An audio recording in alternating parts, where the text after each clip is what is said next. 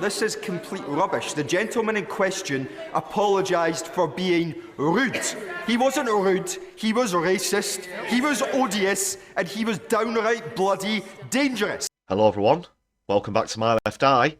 Stephen Flynn let fly at Rishi Sunak in today's PMQs.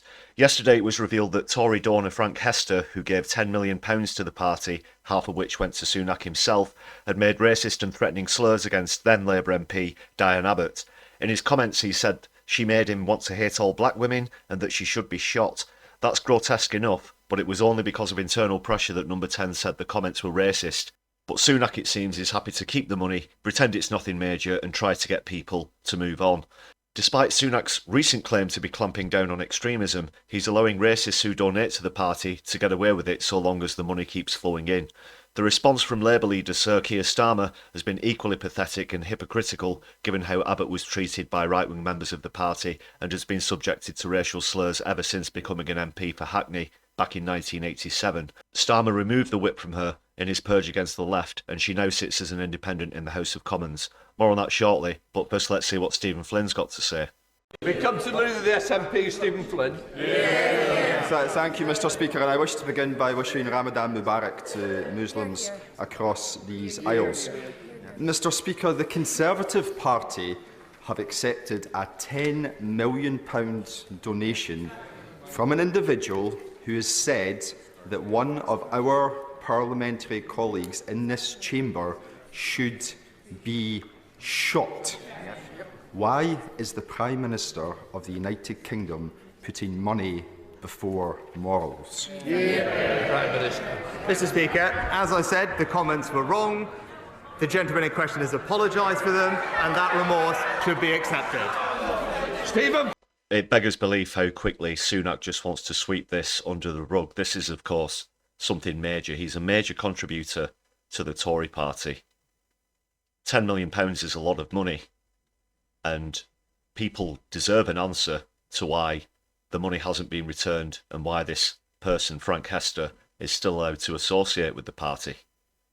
Flynn. This is complete rubbish. The gentleman in question apologised for being rude. He wasn't rude, he was racist, he was odious, and he was downright bloody dangerous. Now, on Monday, the Number 10 said, we've seen an unacceptable rise in extremist activity which is seeking to divide our society and hijack our democratic institutions. Isn't extremism that we should all be worried about? The views of those Tory donors that we've read about this week. Prime Minister. No, Mr. Speaker, there has actually been a rise in extremist activity that is seeking to hijack our democratic institutions. It's important. It is important. That's utterly ridiculous from Sunak. Of course we know that he's only tried to redefine the meaning of extremism because he's dissatisfied with the protests calling for a ceasefire in Gaza that are happening every Saturday in London, and to try and label peaceful protesters as extremists is as pathetic as it is incorrect. But his inaction on this, and to allow someone to make racial slurs and get away with just a mealy-mouthed apology, really is disgusting. It is important that we have the tools to tackle this threat. That's what the extremism strategy will do, and I would urge him to wait for the Community Secretary to release the details. Dreadful, as Stephen Flynn is mouthing. They're absolutely correct. It's a total disgrace. I think we saw him mouthing those words earlier as well. This sort of thing shouldn't be allowed to happen in politics, though. People who donate to parties, especially large donations, such as £10 million, should be heavily scrutinised. And it's just part of the corruption and nepotism that we see in this system. I'm not sure what Frank wants on a return from his £10 million investment. That remains to be seen. But at the moment, we know that at least buys the ability to make racial and threatening slurs without being reprimanded or without serious consequences whatsoever. As I said, Keir Starmer's response to this was equally pathetic and tame. We're going to take a look at his appearance recently on Lorraine Kelly's TV show. The comments about Diane Abbot are just abhorrent. Diane has been a trailblazer. She has paved the way for others. She's probably faced more abuse than any other politician over the years on a sustained basis. Yeah, Keith, she's also received abusive messages, or there have been conversations revealed about her that make fun of her diabetes from within the Labour Party. And you've also removed the whip as part of your purge on the left of the party as well. And I'm sorry, this apology this morning that is pretending that what was said wasn't racist or anything to do with the fact she's a woman, I don't buy that, I'm afraid. And I think that it's time the Tory party called it out and returned the money.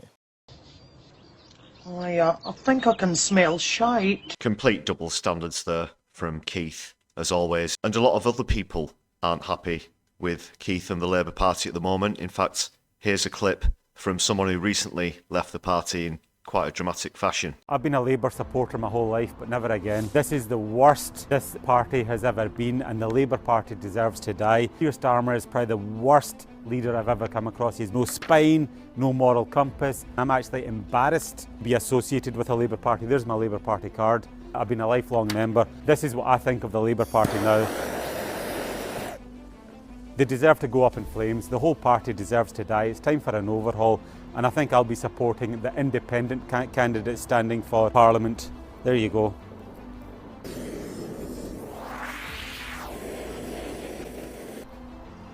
I think that's well and truly that's well and truly incinerated. So that, what the past few months have shown us, they are not interested in the British people.